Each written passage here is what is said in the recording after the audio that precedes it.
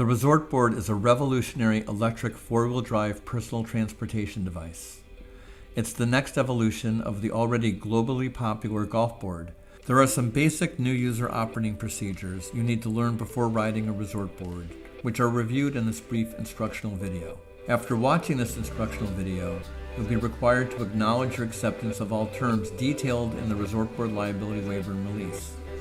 All new users should briefly practice riding a ResortBoard in a flat, wide open, and obstacle-free area with no pedestrians or car traffic prior to heading out. The first step to familiarizing yourself with proper operation of the ResortBoard is to learn how to properly use the stability bar thumb throttle. You also need to familiarize yourself with the on-off, forward-reverse, and high-low switches. The high-low switch allows you to set the maximum speed to either 6 or 12 miles per hour. All new users should practice operating the ResortBoard in low until they feel highly confident in their ResortBoarding ability. Prior to getting on the board, it is recommended that you first practice gradually moving the board forwards and backwards. Stand to the side of the board, making sure your feet and shins are safely away from the wheels. Slightly depress the thumb throttle mounted on the stability bar. The board will slowly move just a few feet forward. You can walk slowly alongside, perfecting your skill of controlling the board's speed.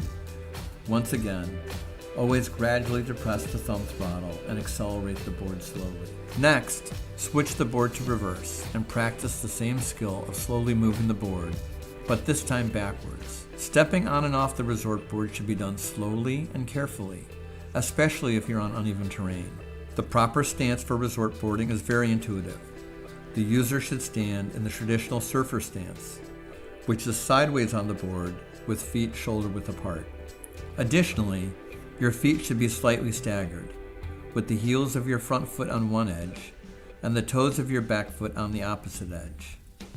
A wide surfer stance with a staggered foot position provides the greatest amount of stability and leverage to steer the board. As weight is increasingly applied to one edge of the board, the wheels will pivot, causing the board to turn. All ResortBoards are equipped with a stability bar. The stability bar can also be pushed or pulled right or left to enhance turning ability.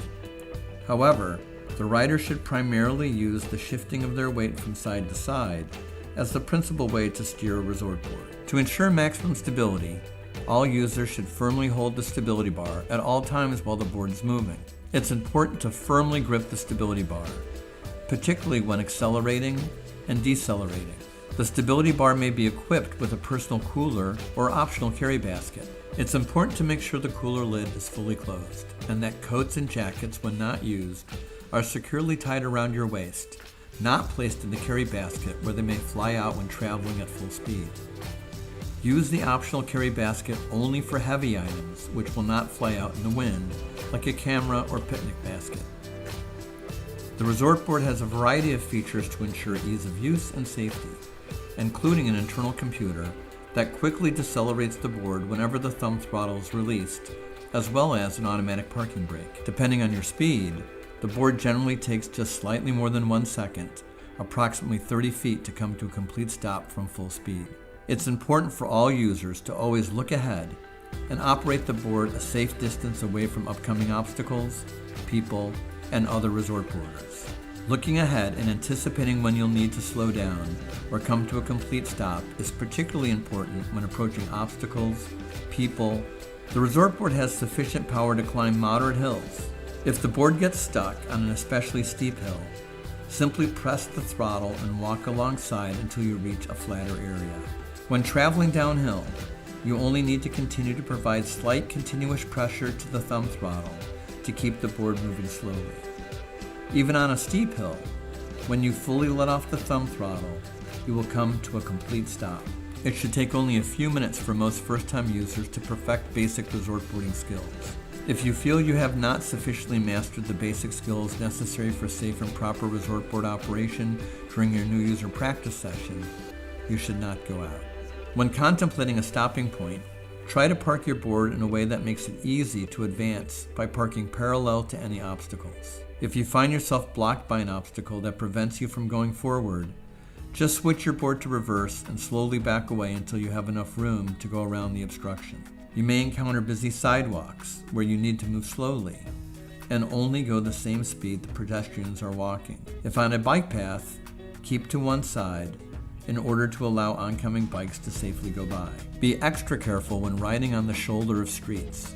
Stay closely to the side of the road at all times. Most importantly, when on backcountry trails, you may encounter potholes, branches, rocks, boulders, and other debris. So always look way ahead and slowly go around any potential hazards. Riding a resort board is an adventure sports activity. As such, wearing a helmet is advised. At some resorts and in some states, use of a helmet may be required. All riders are advised to bring their own properly fitting helmet, which should at minimum protect both the front and back of the head. If the resort or state law allows use of the board without a helmet, the user is the ultimate judge as to whether they can safely operate the board without a helmet. The resort board is a motorized vehicle, and the user needs to operate it with the same attention to safety as any motorized vehicle, and must not use the board under the influence of alcohol or drugs. Remember, the resort board's safe use is your responsibility while in your possession. Never let anyone try your resort board without a proper new user orientation and previously watching the instructional video. We hope you enjoy surfing the earth as much as we do, and that you become a resort board fan for many years to come. Once again, for more information on resort boarding, go to resortboard.com.